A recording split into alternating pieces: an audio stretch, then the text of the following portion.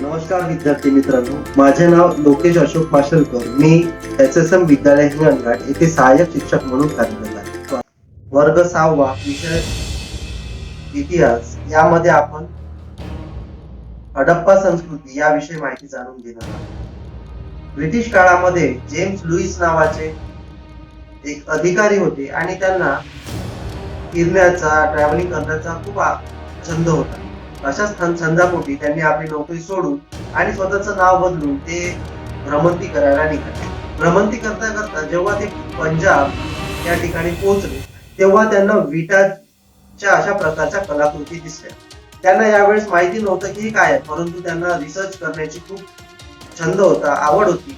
म्हणून त्यांनी आपले सर्व जे रिसर्च केली ते चित्र आहे ते आणि जे डॉक्युमेंट्स आहेत त्यांचे चित्र त्यांनी काढले आणि त्यांचे डॉक्युमेंट्स त्यांनी तयार केले.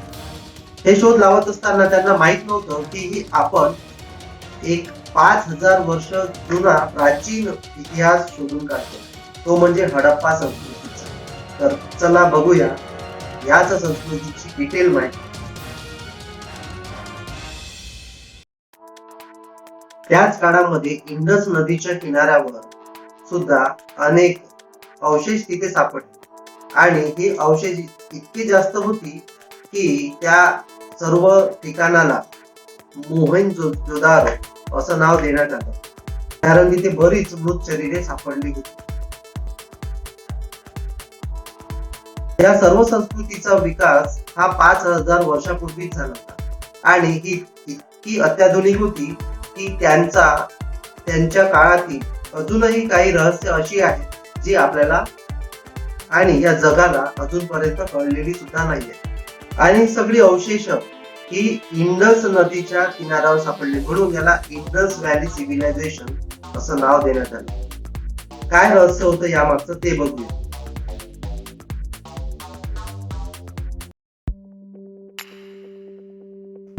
हरप्पन संस्कृतीमध्ये जेव्हा ती घरं सापडली त्या घराची रचना ही विटांपासून केली जात होती. या विटांचा आकार ही 28 सेंटीमीटर ते 14 सेंटीमीटर असा त्या विटांचा आकार होता आणि सर्व विटा सारख्या आकाराच्या होत्या. प्रत्येक घरामध्ये टॉयलेट असायचं आणि त्या टॉयलेटच्या व्यतिरिक्त बऱ्याचशा सुविधा त्या घरामध्ये आपल्याला दिसत आहे.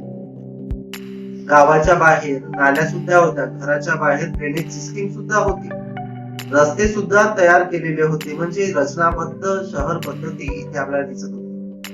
लिखाण जे आहे या संस्कृतीचं ते उजवीकडून डावीकडे न राहता डावीकडून उजवीकडे या पद्धतीने लिहिली जात होती. या चिन्हांचं जर आपण संशोधन केलं तर आपल्याला असं लक्षात येईल की वर नेहमी काही चिन्ह असायची आणि त्याच्या खाली एखाद्या प्राण्याचे चित्र असायचे. यामध्ये वेगवेगळे चित्र आपल्याला दिसतात. जसं उदाहरणार्थ वर एका वल्चरचं चित्र दिसत आहे आणि हे वल्चरचं चित्र म्हणजे त्याचा उच्चार आ असा होतो आणि हे जे पायाचं चित्र आपल्याला दिसत आहे हे ब चा उच्चार करत असेल असं निश्चित करण्यात आलं आहे. त्याचबरोबर आपल्याला सर्वच शब्दांचे उच्चार या वेगवेगळ्या चिन्हाच्या माध्यमातून होताना दिसत आहे.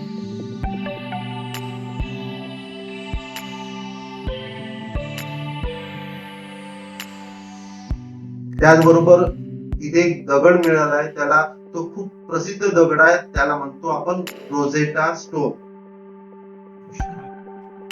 वर एक वेगळी भाषा आपल्याला दिसते आणि खालची जी भाषा आहे ती ग्रीक भाषेमध्ये. वर दिलेली भाषा ही हायरोग्राफिक्स पद्धतीची होती आणि खाली ग्रीक भाषा तर आपल्या मानवी प्रजातीला येतच असते. त्यावरून वरची जी भाषा आहे याचा संबंध काय आहे हे याबाबत संशोधन करण्यात आले.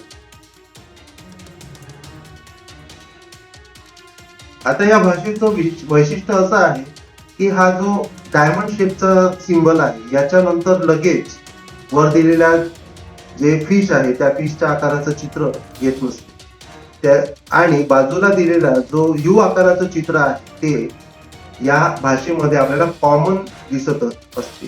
प्रत्येक ठिकाणी या चिन्हाचा वापर केला आहे, परंतु याचा डबल वापर करण्यात आलेला नाही. आणि हा जो यू शब्द चिन्ह आहे हे नेहमी त्या चित्राच्या जे शब्दांचे चित्र आहे त्या चित्रांच्या शेवटी वापरला जातो आणि त्याला दोनदा कधी वापरलं जात नव्हतं. जेव्हा शास्त्रज्ञांनी वेगवेगळी चिन्ह यांची गोळा केली तेव्हा यांच्या लक्षात आलं की 400 पेक्षा जास्त चिन्हे वेगवेगळी चिन्हे आहेत.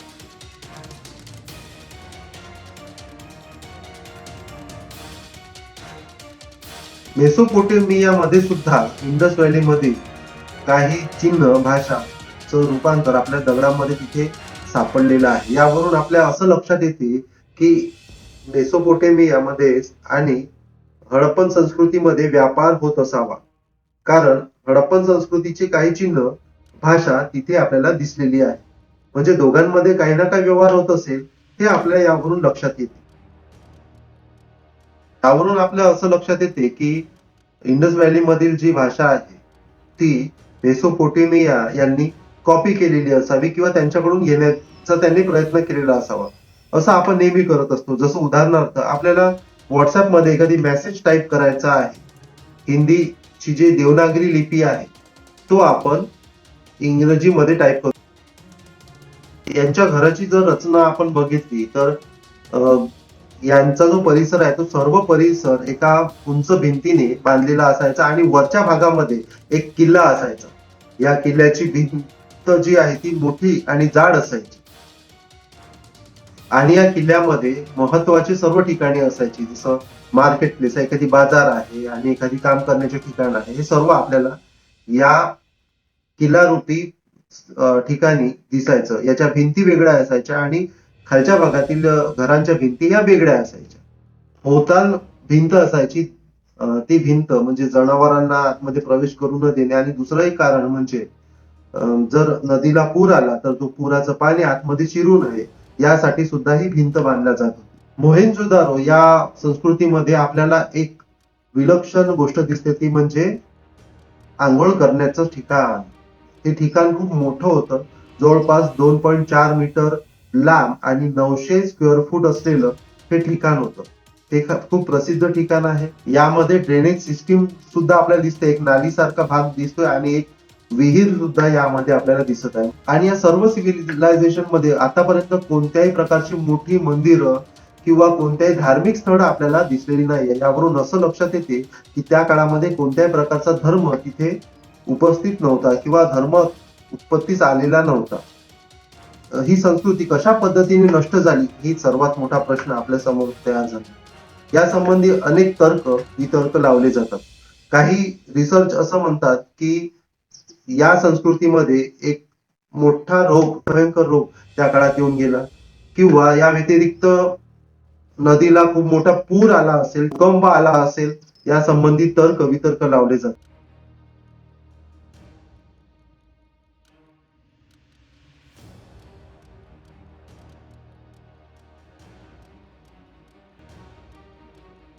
ही सभ्यता 5,000 वर्षापर्यंत टिकली होती.